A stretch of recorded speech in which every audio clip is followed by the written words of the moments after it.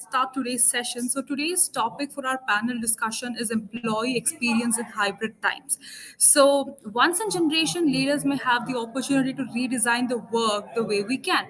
Especially during the recent times, our leaders are putting their heads, heart, and soul in designing the hybrid models. So, while employees are still reevaluating the relationship with the work and workplace, right? So in the recent reports by McKinsey shows that majority of the workforce, that is 62% pre-pandemic, preferred only on-site work, right? Models, whereas the majority of the workforce, that is 52% of the entire crowd, post-pandemic prefer the hybrid model of working. The reports also highlights the fact that the hybrid model is more complicated than a fully remote on the scale. Using it will be unprecedented event. Also, kinds of norms will be put to test. Model emphasizes on the workforce, embracing the test of agility and learning culture and more. The fast-paced adoption of working hybrid model has led to the emergence that trends, HR leaders must be cognizant of parallelly creating the best employee experience to the workforce.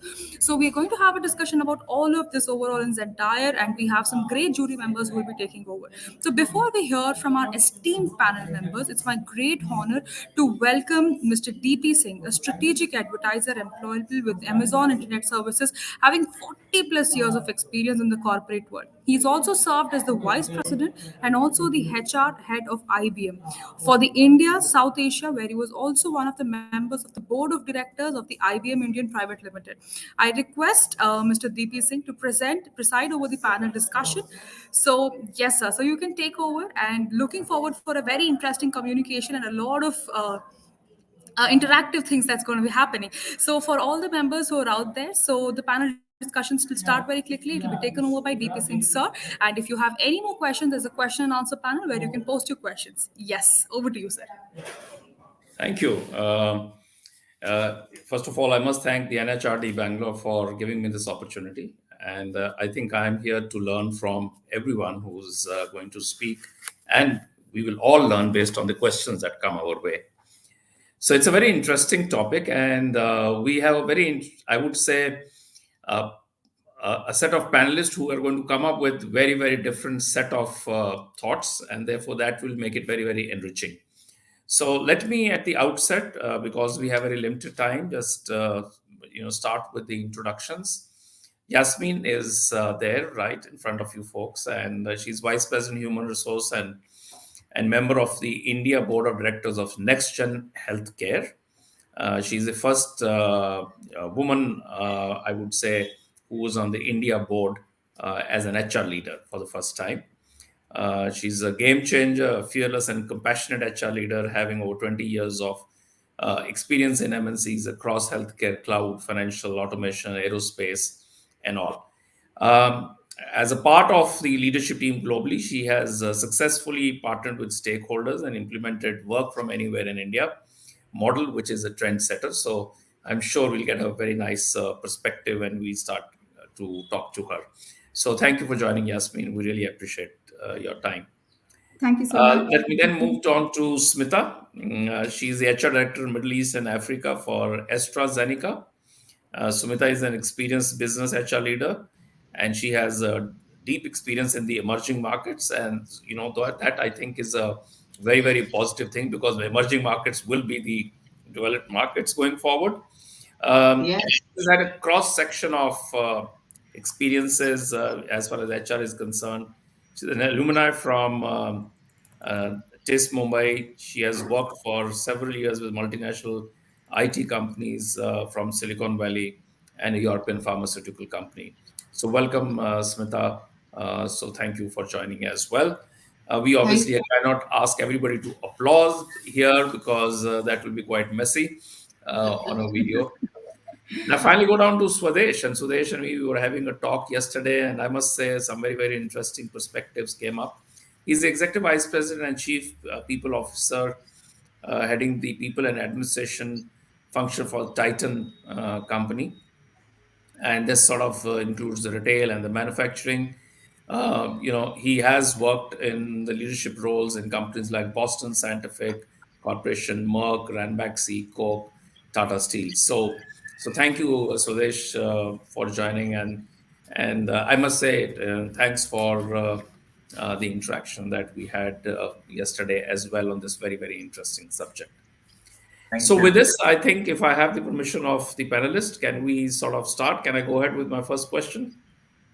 Okay, wonderful. Thank you.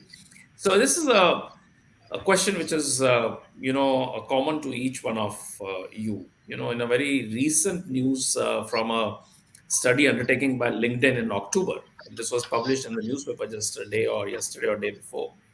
It said that 90% of the companies in India say that economic downturn threatens flexible working, whereas the candidates talk about flexibility as the third most important priority for them. Given the context of hybrid, how do you foresee what are the insights for the upcoming months? And when I talk about upcoming months, let's look at a perspective of 6 months to 12 months. So let me start this question first to Swadesh because I introduced him last, so I'm going to start with him. So, Swadesh, how do you look at this study? Do you think it really reflects what's on the ground? And you think this is a concern for a lot of really the industry CEOs? Thank you, DP. And first of all, thanks NHRD for this opportunity, and I'm super delighted to be sharing this panel with some esteemed leaders like Smita and Yasmin and DP here. And of course, I think just immediately after the second wave, and I think the next wave was the hybrid and working from home wave, right? And many organizations, I think, went that route.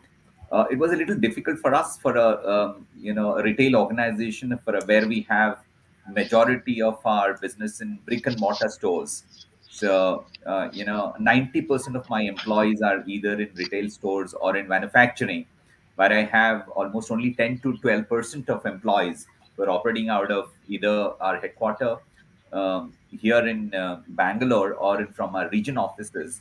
So I think we the pressure on us even to consider hybrid was very high. And but then since 90%, it's just impossible for us to allow we can go hybrid when when you walk into a store, you need salespeople there, right? Somebody has to help you. So we had that handicap, and we did discuss with our leadership team saying that what do we do? Should we allow the balance 10 to 12%? But then we realized that we, if at all, the entire let us be laggards, and we still continue to be minority, I guess. But one interesting trend which I saw, that while we were continuing on site, and it was a painful decision, while there were the opinions that divided within the organization, where one set of employees continuously asked us saying that, like, hey, many other in fact, if you're in Bangalore, based in Bangalore, where we are headquartered, in and around all our IT organizations were moving to the hybrid way. So there was that pressure on saying that why can't we go hybrid? But there's a larger than that, I think there was another set of employees who came in and really sighed a big relief when we say that we are coming back to office immediately when the markets opened up. And so we have decided that we will be the laggard, and then we will continue to be working on site. But interestingly, many of my peers from other industries, they called me and say that, like, how come you managed to bring all the employees back to work? But and I felt that some of them were struggling, like some of my peers in the other sectors like IT. But I told them I have never allowed them, first of all, in a hybrid or a working from home model. Having said that, like, we also decided that we So, will in a be. way, you are endorsing the study which has come from LinkedIn, which says 90%, of the companies in India, s- well, it talks about the economic downturn, but not in your case, is going to threaten the flexible working. So, the companies are going to get people back to work, right? Do you There is sort a of, struggle.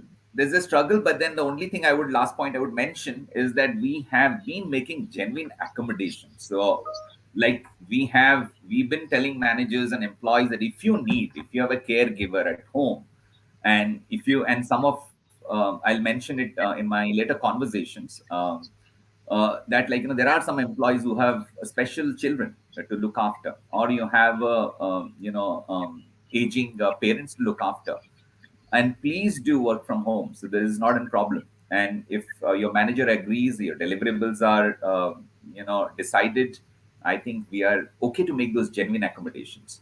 So that's something which we've been practicing. But as a policy, I don't think we have a hybrid or work from home policy. Maybe I'm still in the minority.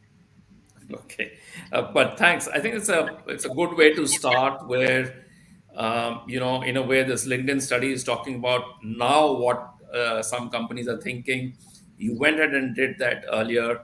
I think you also expressed this very clearly as an intent that when it comes down to genuine requirements, this providing this remote working or flexible working, you are all for it, and and you're going to sort of step forward to help an employee if there is a requirement. So I think thanks, we get that message very clearly. And I'm going to go to you, Smita, with this question again, which says 90% of the companies in India say that economic downturn threatens flexible working. And it also says that flexible working is coming as the third most important choice that a candidate has. Well, Yeah. it may not be the most important choice that an employer has. So what's your view on it? Before we come down to a little more specifics, after this one question. Yes, yes. Thank you so much for that, DP. And before I get started, I must say that I am super, super excited to be back at NHRD Showcase. Very close to my heart, and I have so many wonderful interactions at the physical showcase and also the virtual showcase of the last few years. So, really happy to be here today. And I think the study you mentioned, and I really appreciate what Swadesh was talking about. These are real issues, right, that all of us deal with. And given that I'm actually in a pharmaceutical industry, which is again, we have different types of people. We have people in factories, we have people in the R&D labs, we have people in sales and distribution. So it's not a desk bound job or a job which can be managed entirely virtually. So I think the way I would look at it is, let's just broaden this whole discussion a bit and say, what is right for us and what is right for our people, or what we like to say, the future of work. How does that look in our context? And how does that then, how do you create an overall value proposition for your employees, so that it's not just a binary conversation of hybrid versus workplace, but a broader conversation of, if you are working in this organization, this is the value proposition we make for you. Actually, it also opens up a lot of different dimensions. If you look at the workforce, millennials and Gen Zs are a very major part of our employee base. And so what they value at the workplace tends to become really important, and we have to give it serious thought.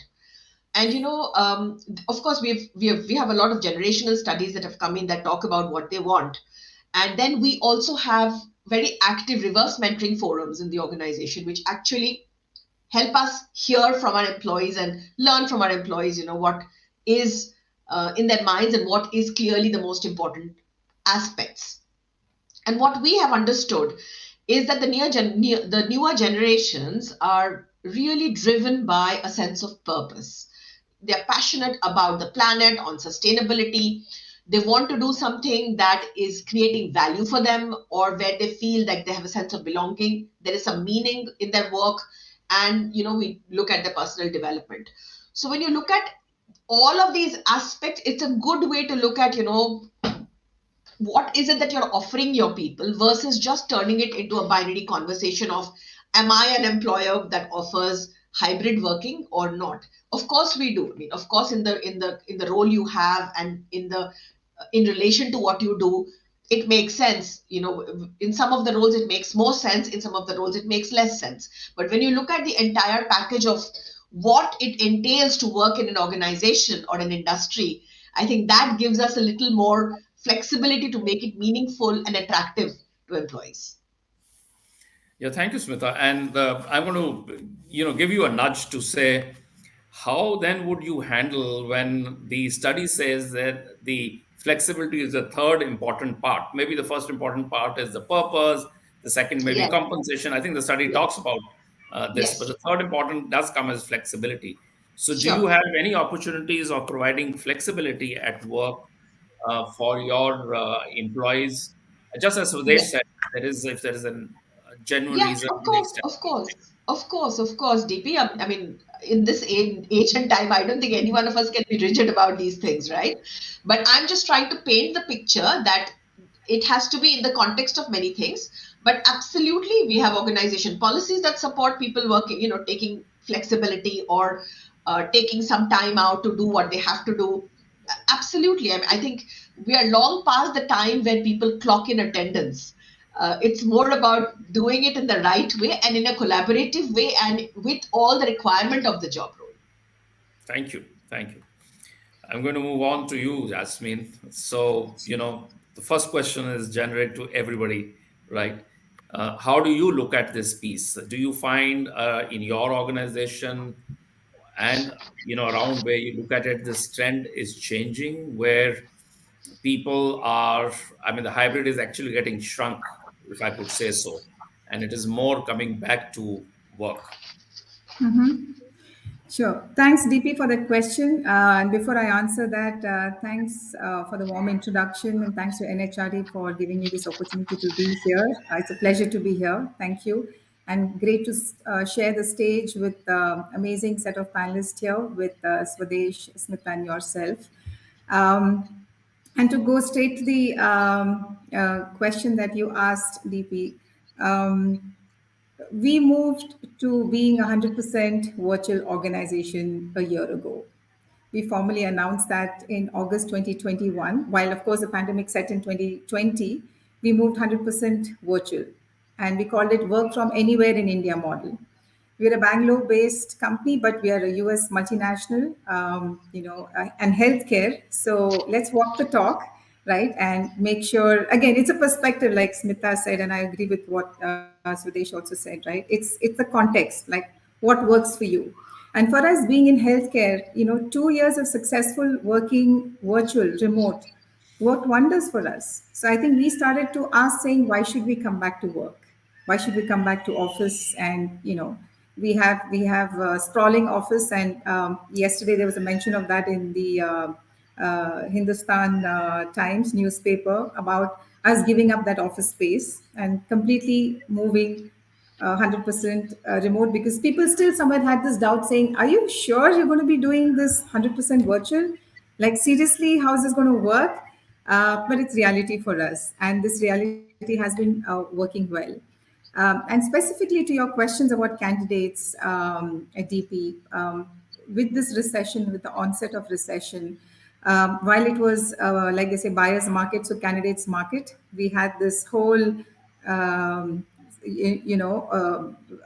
offer shopping, like one of the studies say, and you never know until the person joins. You never even know, even after the person joins, right? Because we're talking about early attrition or infant mortality and things like that.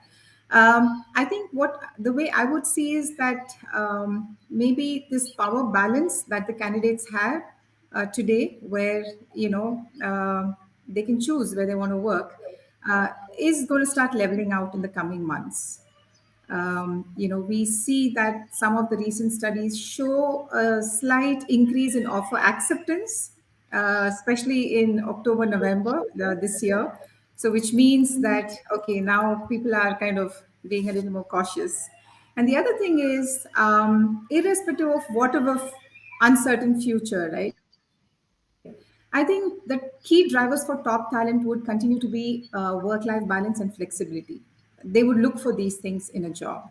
For us at NextGen, we suddenly got access to nationwide talent, across states in India, because we were only based in Bangalore, and of course people would move cities, but people could just work from Baroda or any part of India they're based out of.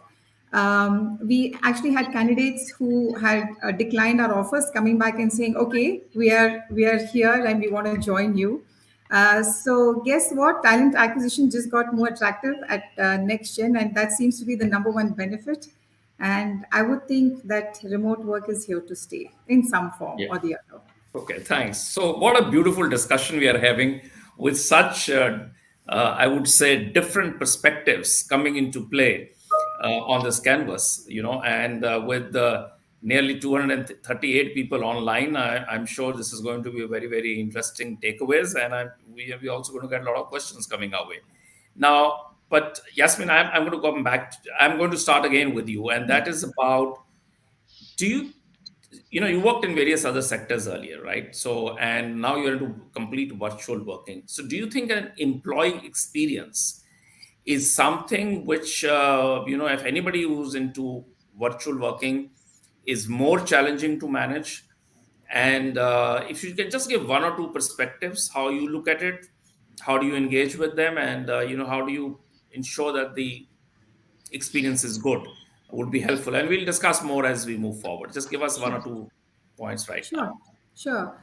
Thanks, DP. That's a great question, and I think we all have done enough research about whether we should go remote or hybrid. So I won't get into the pros and cons because everybody would know that. But maybe I would share a little about what we're doing at NextGen. So I think as far as employee experience goes, I think that's the number one thing any company would say. You know what? All our policies, everything we do revolves around that and candidate experience, and that's the same even for our NextGen. So for us, it really, when we moved to this virtual 100% remote workforce or model, anywhere work from anywhere in India, we anticipated some of the things. And I think like to Krish's points in the morning about, what's in it for us? What is it going to look like, this remote world? Because we're so used to this pre-pandemic world. So some things that we deliberately did, which we felt promoted positive employee experience, is one to begin with, just transparency, understanding the business strategy. What does it mean? Why are we here? Why do we do what we do? So we had something called Get Curious sessions for our employees across the world, where right from the CEO and his leadership team, talked about what's in it for us for the next 5 years. What's that journey looking like, and how does that translate on the ground? So this Get Curious session, we extended to all the employees to come and talk about, what it means, what's the vision, the mission, the values. We revisited the values, DP. We made it like a verb. For example, I'll give you a small example. If you're saying teamwork, right, or reward and recognition, we're saying care personally. We're just not saying care, we're saying care personally, right? So we have 6 values and we redefine those. So getting into goals, OKRs, so you're clear about where we're going, because anxieties are about what's happening, right? So that's one. Second is culture, which is really the big piece, for us, that we felt was important. We had to double down on culture. You may have a great strategy, but if you don't have culture, there's no point, because, like they say, culture eats strategy for breakfast. So, how do we translate that on the ground, right? How do we bring in more mindfulness, empathy in what we do? How do we live these values, and how do we equip all our employees, and how do we communicate this to people like new joinees, for example? What's the culture? Because you walk into a sprawling office and you feel the experience, but how do you give this experience in a virtual world? So starting to work on the whole employee life cycle, like induction. How do we do onboarding? Do we change it? Do we do it differently? So working through some of those. And I think some of the biggest investment, I would call it, is enabling managers and leaders, because that's the first point of contact for anyone in the organization. And to say, I mean, we put a lot of onus on them, but are we equipping them enough to manage this remote workforce? Are we enabling them? And what does it look like? And I believe that enabling also has to be done remotely, right? Yes, So, yeah. absolutely. Yeah, Okay. spot on. So, we changed the language. We didn't say, okay, here's your calendar, you attend these trainings. No, I think we introduced things like leadership cohorts, leadership now. What does it mean? Like maybe Smita, me, and Swadesh, if you're on the same team, we get together and say, hey, I have a certain situation. How do we deal with this? Or do you have any experience? So, just that, sharing kind of helps. And employee engagement, right? So, connects. So let me hold you. We'll come back again onto that. So what I have understood from you, and I'm just going to articulate it back for everybody's understanding, is you went on to 100% virtual, right? And you've also, you let go of your office, And what you had to actually do is look at the entire life cycle of an employee, Mhm. look at all the moments of truth or the touch points that are Right. there, and Mhm. see how the interventions have to take place on each one of those, right? Right. And therefore it means, as far as HR is concerned, you actually reinvent the way you reach out to employees, and how the organization will work complete virtually. So this is my takeaway, and of course you've given one or two examples as we move forward, but I think we'll come back again, Sure. considering the time shortage of time Sure, which is sure. there. Yeah, Okay, absolutely, I'm going to absolutely. go to Smita. Yours is, of course, essential services. You people must have continue to work now physically in the, as Swadesh said, and we'll come back to Swadesh later. But listen, I mean, there is a hybrid work at play right now, right? And this hybrid work at play does have implication when you go out into the market for talent acquisition, right? So have you sort of faced situations where it has an implication with respect to your hiring strategy? That's number one. Number two, when uh, the markets around you, and maybe different industry possibly, have various new models into play, is your organization even thinking of, on a long term basis or mid term basis, to look at if hybrid is something that can be put into action for some roles and some functions? Yeah, thanks, DP. Yes, of course, of course. I think it's a very live conversation. But, as you acknowledged right up front, and I've been trying to explain here that, pharmaceuticals is a fairly complex employee base. You have people in different setups, right? You have the R&D labs, you have our various factories, you have supply chain, you have sales, and of course you have office based staff as well. So in this kind of a fairly complex environment, we cannot look at it as a single binary solution. So what we are looking at is in the overall future of work kind of concept, and we are saying let's tailor the best solution, workplace solution that will address the requirements of our employees and help them to engage and contribute and grow. And it will also obviously work for the organization in both ways. So you cannot have a single stand when you have employees working in such a lot of different context. So let me give you some examples. After the pandemic, we are all experiencing changes. So in some of the functions like HR or IT, we know that they have evolved and they have actually ended up taking quite a bit of center stage. And so the way we are working now is also now changing, right? So there's a lot more cross-functional collaboration that's happening because solutions are no longer simple. They need different heads to come together, working in squads or working groups. So you are no longer necessarily working with your function. I mean, talking from an HR perspective, you're no longer working necessarily all the time with your function. You are working in a slightly different way. Some of our HR people, imagine, are also on, say, brand teams and working to successfully launch products. So when you look at that, the work itself has changed. So when you look at, how would you like to contribute in this kind of work environment, I think that's the selling proposition, or that's the understanding that we talk about. And of course, if you believe that you have compulsions and you have needs and necessities for which you need to work in a hybrid way and it works for your role, absolutely. There are policies that support that as well. Can If I you have look an at, example, Smita? Just as an I'll give example. you I some mean, examples. I will give you some No, examples. I'm going to ask you a question, and then maybe you can give another example. So, Mhm. what happened is, in most of the cases, post pandemic, the working through virtually, having meetings virtually, and traveling less, which used to be a far more, seems to have taken root in many organizations, right? So they've found ways that you can meet, because you just talked about how cross-functional teams meet.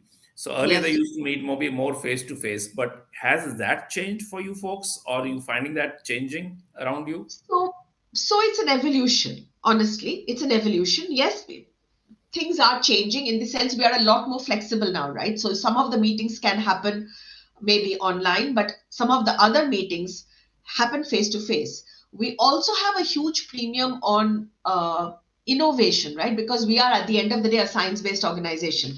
And when you talk of innovation, there is some bit of workshopping that is needed sometimes, that when you need to come together and talk of the big ideas and plans. So as I said, it is quite a mixed way of working. So there are no there is nothing that says that any role could be 100% done virtually or 100% in office, but we encourage people to engage. So, yes, there is a lot of effort that is put into ensuring you have a vibrant workplace, whether that's with our values, with our goals, with just general activities in the campuses. All that is happening, but the work itself is a huge engager. And the idea is that, if you want to do, some of these kinds of things are also perhaps there is a value in bringing people together. Okay. So thank you. I think a good perspective again, and well articulated. So thanks, Smita. Swadesh, yours is a unique position. I think as much as Smita's is, in the sense that you have retail and you have manufacturing, and Smita retails not through her direct pharmacies, so she does it through the pharmacy. So that's the difference. In your case, you retail yourself.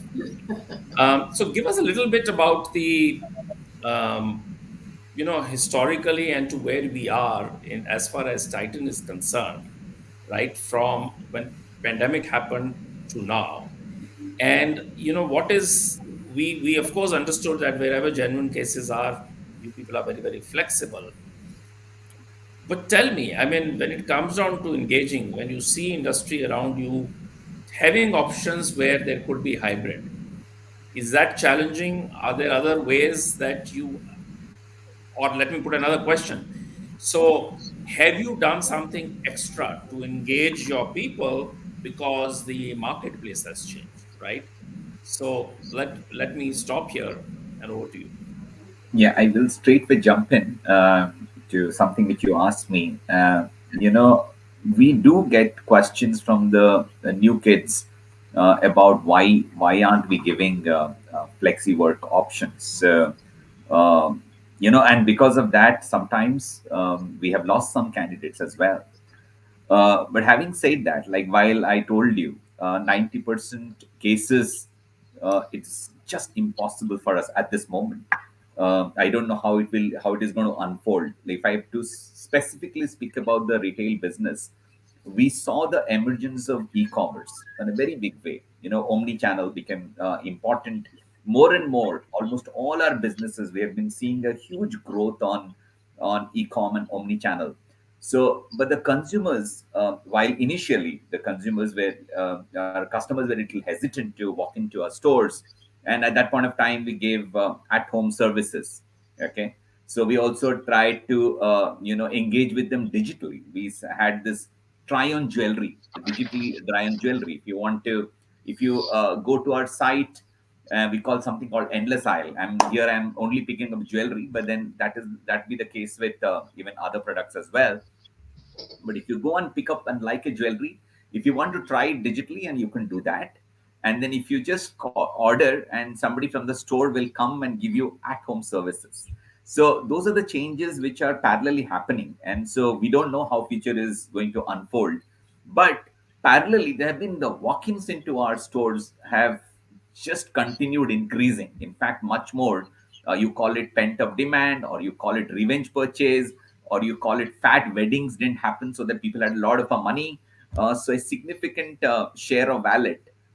And thank you to all of you. You all are customers here, and walked into our stores and purchased. So the business has been pretty good. But coming back to our employees, what it did, that was the time when just after the second wave, when we markets opened up, and there was that same level of stress and anxiety, because people didn't know that how this COVID is going to play, right? So the danger of COVID was looming large even then at that point of time. So many of our store people braved it out. And if you and we wanted to create the stores a very safe place for our customers and also for an employee point of view, because the employees were there. So you would, if you would have walked into any of our stores immediately after the second wave, so you would find our salespeople with double masked, with face shields, and taking all the precautions, and that has been still continuing now. So what we did, interestingly, and every organization would have their different ways of touch points with employees, with listening posts, right? Typically, you would do an engagement survey, and which we also do parallelly for almost more than 15 years. We've been running straight from the managing director's office a program called Tell Me, which we used to happen. It was just an engagement survey. But this year, and what we realized, that since all our retail people, and including manufacturing and everybody, so have been coming to on site, they've been working on site, while majority in and around people, I mean, Yasmin is totally gone virtual. So when they see many other peers working in other sectors have had that luxury of going hybrid, we thought that we will give a different spin to the listening posts. And we thought, why don't we meet, and why don't we drive employee experience through personal touch? And hence, the managing director and myself, we have had 75 hours of actual conversation, 51 meetings spread over 2 months.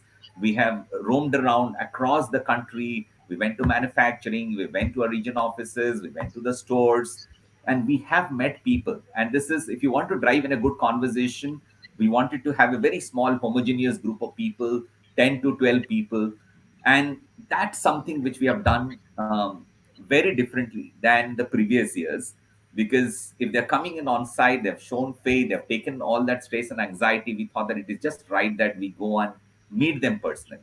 What it has done is, like, everybody has been speaking about psychological safety net, right? Because there is a huge amount of stress, because the scars of COVID is run still deep now.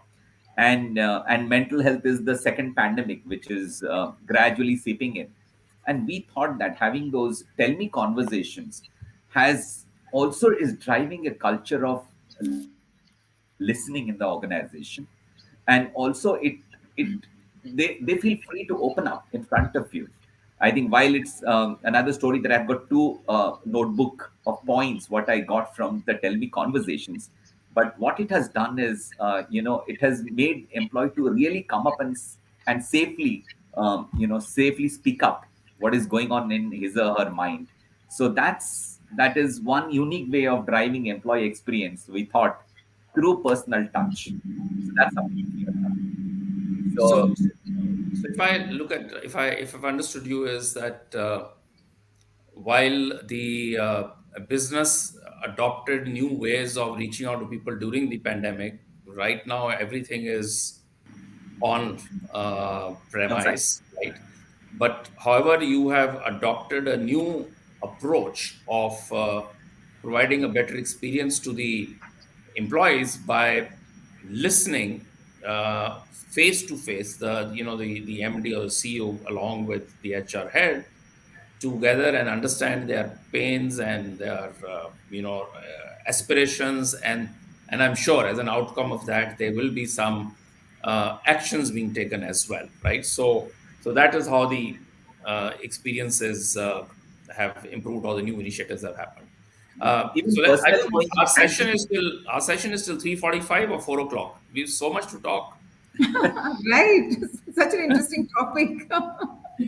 Okay, but we'll come back again, Sudesh. So I have a question. I've been reading a lot, and the hybrid environment, and this will go down to check with Yasmeen. See, there's a talk about bias in appraisals, because when you're far away, and some people in the hybrid environment, what 100% virtual, this may not be there. In hybrid, this is coming, that those who come to office are possibly more nearer to the manager, and maybe there is a bias of appraisals taking place. We read this; it was all in the newspapers. There's also a piece that while there was an improved productivity at a point of time, productivity then declined, and one of the reasons was given as mental health or burnout that was taking place. So what are your insights? Because you are 100% virtual, right? So do you think anything is getting impacted, to in terms of productivity or performance, or I believe we have got very little time left, so Yeah. I think So maybe there are question answers after that, but let me sure. have a quick answer from you. Yeah, Yes. sure. Quick, yeah, so absolutely. So I think, yeah, there are things, this proximity bias, like they say, and we're a global organization. So somebody would say, oh, just because somebody's in India or somebody's in some part of the world in US, so maybe teams are feeling more inclusive. But that's something that we deal with whether it's virtual or not. So what we did is, in terms of these biases, these exist. One is to acknowledge these exist, no matter whether whichever model of work you are in. But I think we need to tighten some parts of the process to make sure some of those things don't happen. For example, how do you do performance management while in a remote setup, right? Let's say if it's a PIP discussion, performance improvement plan, right? How do you do that? How do you it's again enabling managers to say, okay, when you're doing this conversation, it's about mindfulness to say, check if they are alone in the room, or tell them that you need exclusive time, and do that. So having bringing in mindfulness in everything that we're doing, and the how, like I mentioned, the culture at NextGen, for example, is not just the what but the how. How is this getting communicated? How are we doing this? How are people feeling inclusive? I think if we create some of those and talk about these biases openly, right? To say, uh, sensitizing managers, for example. We had a session for them where we talked about some of the biases, unconscious bias that might come up. We have DIEB, where we have employee resource groups, which talk about different topics, and some bias at the workplace and how we could address that. So I think it's taking employees along, having different forums, and just to Swadesh's point, right? We also do. It's a high touch place.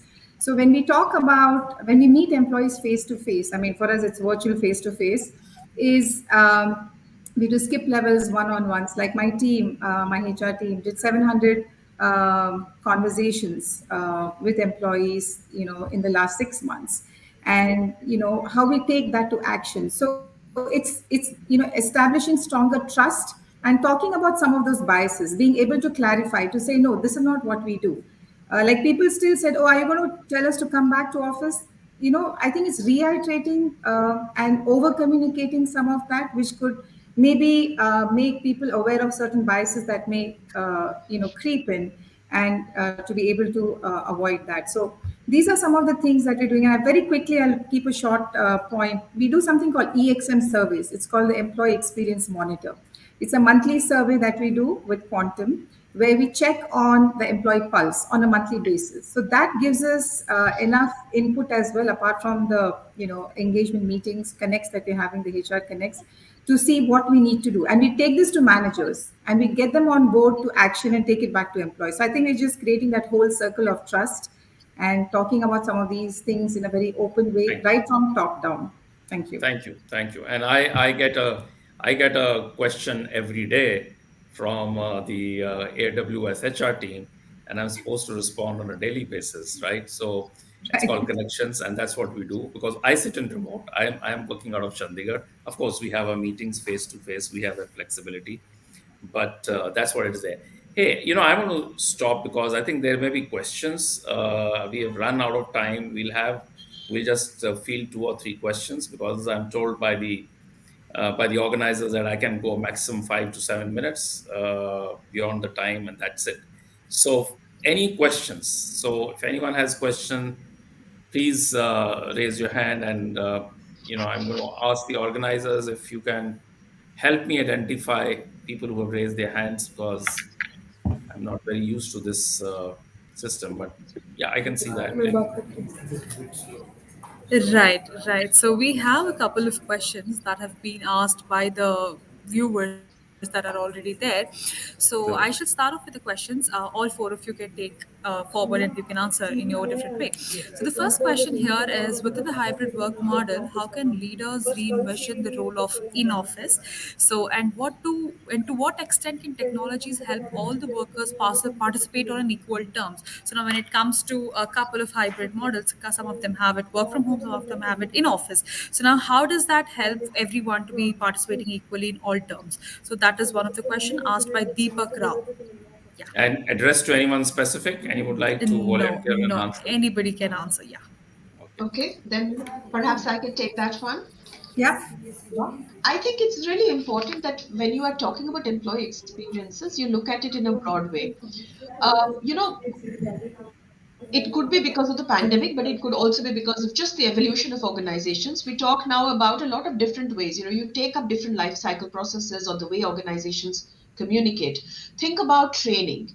Training is no longer only a classroom piece of work, right? A lot of time it is, we call it democratized training, we call it social learning, we call, peer-to-peer platforms or mentoring or reverse mentoring and all of these things. So all of these are actually different ways of communicating and bringing that knowledge to our employees. Similarly, when you talk of every single process in the organization or the experiences you create for your employees, you're no longer anchoring it as a physical event as much as you're trying to make it as flexible in its approach. So there is the difference between experiencing it in person or in any other different format is minimized. And actually, it's actually a lot more exciting and interesting. It's no longer just one way. There are so many different ways that we can bring those experiences on. So it's really just exploring different things. And I think the pandemic has done that for us. It's taken Okay. us far and it has brought us near, right? You're There is, perhaps not always together, but you're actually always together because you're just a ping away and you can interact a lot more. So I think One. just leveraging that and changing your mind space on how you address these things is a Yeah. little different. That's what I would say when you're You know, talking one about quick, making it one like quick a more homogeneous way. Yeah. One quick thing I will add, Smita, and while when we were thinking of designing a hybrid model, even for the 10% of people who are in offices and region offices, this is something which we did because there are two sets of clear-cut employees when you segment them. One is employees who have been in the organization and who have been experiencing coming to office. There is a Yeah, set of relationship already built because there is interdependencies. I mean, if you really drive collaboration, or you also mentioned about innovation can only happen when you have a lot of discussion. So only you need to know. So already one set of employees who have already been there in that organization, it becomes much easier when you want to drive hybrid. But there is another set of employees who are walking into the organization for the first time. So there is, you need to segment and see, if you want to give a uniform employee experience, you need to have a little disproportionately think about this set of employees who are coming in fresh. And many times, you could have a situation, some employees might have been coming fresh from institutes, while the entire course they must have done is through virtual. So there, for we that joined set as of, virtual as well.